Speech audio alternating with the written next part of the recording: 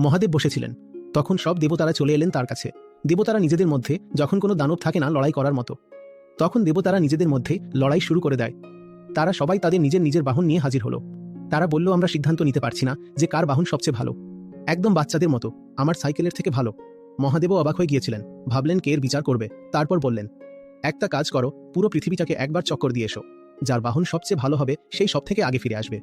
ঠিক আছে, সবাই রওনা দিল। আমাদের গণেশজিও সেখানে এসেছিলেন। তার বাহন ছিল একটা ইঁদুর। তিনি বললেন, পিতা মহাশয় তো আমার বিরুদ্ধেই, এটা কি ধরনের প্রতিযোগিতা করতে দিলেন? কেউ বিশাল হাতির ওপর চড়ে আছে, কেউ আবার দ্রুতগতির পাখির উপর।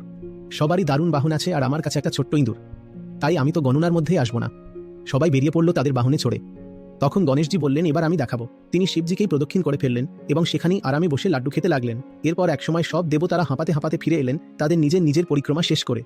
এসে দেখে গণেশজি তো আগেই বসে আছেন। সবাই জিজ্ঞেস করল, তুমি এখানে কি করছো?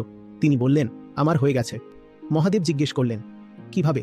গণেশজি বললেন, আপনি তো, আপনার পরিক্রমা করে নিয়েছি। আপনিই তো স্বয়ং ব্রহ্মাণ্ড। আপনাকে প্রদক্ষিণ করলে পুরো বিশ্বকেই করা হয়ে যায়। তখন মহাদেব রায় দিলেন, গণেশই হলো সর্বশ্রেষ্ঠ। তোমরা তোমাদের বাহন রেখে দাও।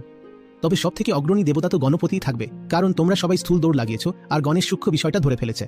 আর যে সূক্ষ্ম বিষয়টা ধরে ফেলবে সে সবসময় স্থূলের থেকে জিতবে। এটাই নিয়ম। এই জন্যই বলা হয়, কোনো কিছু করার আগে সর্বপ্রথম গণেশজির পূজা করতে হয়, কারণ প্রথমে বোধ হওয়া দরকার, তাই না?